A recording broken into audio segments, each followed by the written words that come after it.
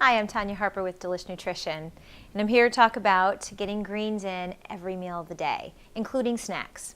So what we're going to do now is make some wonderful kale chips. So if you have searched around for recipes very often online, there's kale chip recipes everywhere. I like to keep mine fairly simple.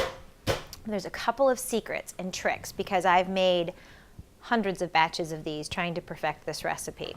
So first of all, one of the most important things is that you got to make sure your kale is dried really, really well. So I've rinsed this kale, I've spun it, still a little bit of wetness on the leaves, and so I just take a couple of paper towels and just make sure to absorb all of that extra moisture.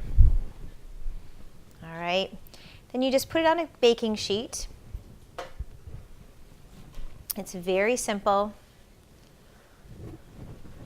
All right.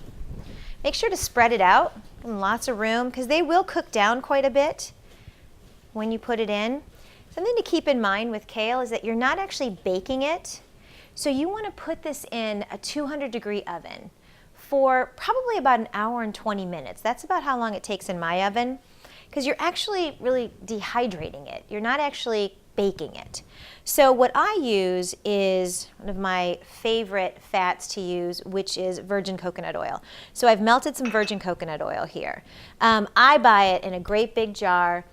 If you're new to coconut oil, be sure to find the virgin variety because it's unrefined, which means that all of the benefits of the coconut oil are still in here. It hasn't been heated in the processing, which is refined. So once they've heated it to a high temperature to refine it, you lose all those wonderful benefits. So this is a wonderful healthy fat that I use for a lot of high heat cooking.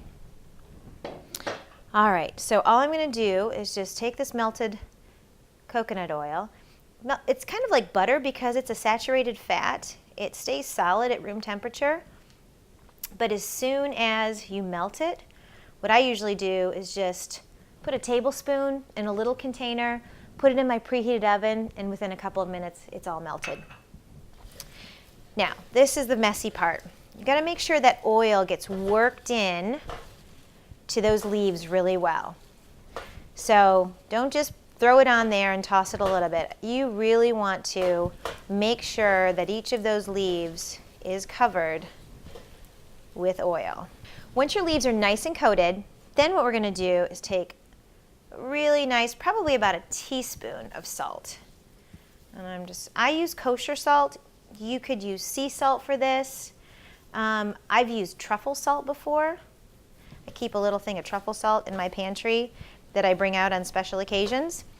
And that tastes really good on the kale. Okay, when you make sure that it's all nice and coated with the oil and the salt, you're ready to go. So, like I said, 200-degree oven for probably an hour and 20 minutes. Just let it go. Just put it in there. You can almost forget about it.